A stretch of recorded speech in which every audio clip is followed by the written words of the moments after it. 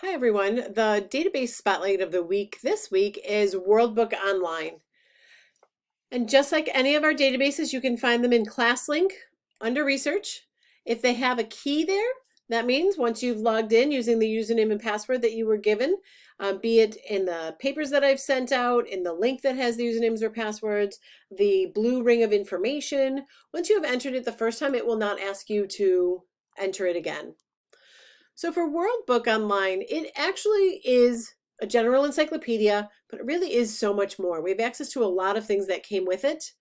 We have early learning, which doesn't apply to us much, but we have kids, student, advanced, timelines. I love kids can actually make their own timelines on here. We have a set of ebooks we have access to.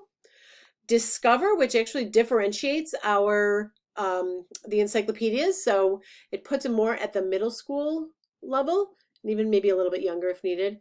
Spanish encyclopedia and an Arabic encyclopedia. That's just what the language is in when you go into it.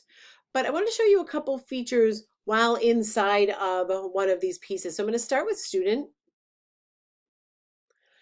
And once I'm in student, just like the others, you can search, you can kind of click through if you have current events, biographies, things like that. You can look at featured media. But if I wanted to just do a search in here, I'm going to do a search for democracy. Once it gives me the results, the articles that are going to pop up. This is the main one that I'm looking for right now. Once you're here, it can read to you. It does have that feature. Democracy is a form of government. So just to show that. But something else that I really like is if you go to that settings button within an article, you can translate it to different languages. So if you know that you have a student that only speaks Italian, you can click on that and it's going to translate it into Italian for you. Any of those languages, when you're finished with that, you can go back and change it back to English or close out of it. But through there, you can also see that you can view it. It shows you, do you want to view it by section, by a single page? You can save the article. You can save it as a PDF, or you can just save it right to your Google Drive, just very similar to some of the other databases we've talked about. Sharing things. I love that it gives you the feature that you can share it with your Google Classroom. Perfect. You have an article you want them to read, go through it, share it, and put it right into your Google Classroom. You can print citations. Again, once you click on it, so much easier than what we all had, is that it puts it right into the format. Students can copy and paste and then put it right into what their project is. Text size, again, if you wanted it smaller or larger, something to keep in mind. There's a dictionary built in. If you double click on anything, it's going to take you to the definition. So that is a feature that's a part of it. If I go over here and I do that pull down, you can see that there's an advanced search, Atlas is in there, a biography center, a dictionary, definitely different tools that you can create in there. There is a My Research account that your students can do as well. And once you go into there, the very first time, because I'm already logged in, the very first time it's just going to connect it with your Google account. But then once there, you can use that as another place to gather research. I go back. I'm going to go back to the beginning of WorldBook Student. And I'm actually going to close out of here just because it's going to be the easiest way for me to get back to the beginning. The Discover. When you go into there, it does, like I said, it just kind of differentiates things for you. So you can do searches,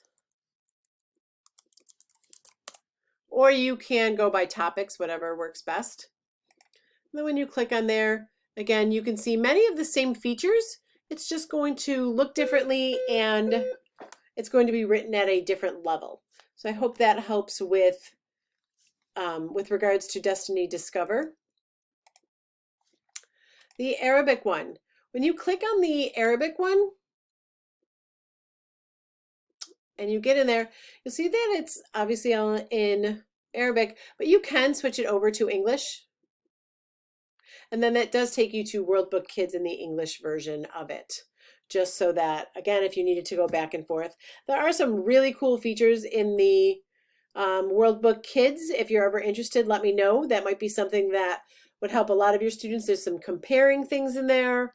And again, I know many of these things say like, oh, kids or elementary, but truly it's still written at a way that I think would benefit our students here. We'll go back here. Timelines. I love this feature. They can either look up different timelines, they can make a timeline, they can create them. Say I wanted to go on notable people. I can go to notable Americans.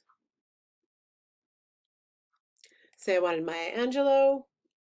When I click on, it's going to create that timeline for you.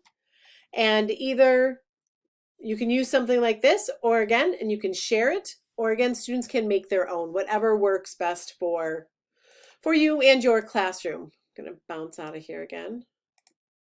Maybe I'm not. Go back to World Book. There are one more thing I wanted to touch base on are the ebooks. We do have the subscription to different ebooks. Most of them are not, it's a lot of nonfiction. It's a lot of things that they now have available that have either their older resources, things like that. But again, some great ebooks in there that if anybody was looking for, biographies, crafts, things like that, but it is all there available for them. So just want to make sure that you were aware of the ebook feature as well. I'm going to stop at that point. I was going to stop it there. Sorry. There is the Spanish one. So for our Spanish students or Spanish teachers, you might find this to be a great resource for you to use as well. The entire encyclopedia is in Spanish. As always, everyone, if you have questions, would like to know more of how to use this in a classroom, or would like help integrating this into a classroom, please let me know and I would be more than happy to work with you on this. I hope everybody enjoyed this week's Database Spotlight of the Week. Have a great day. Bye.